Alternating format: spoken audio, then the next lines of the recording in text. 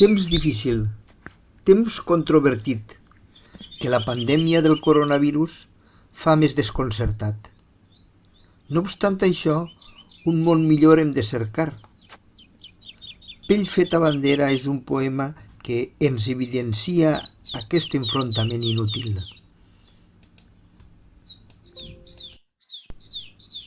La primavera creix, llum i temps de bonança.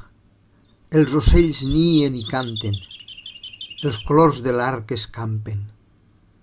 El sempitern temps circular, cada any la vida ens renova.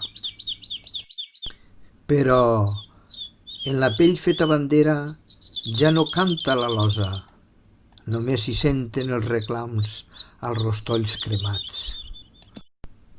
És així com ja no se'n fa camí, només rebatre i lluitar contra l'enemic.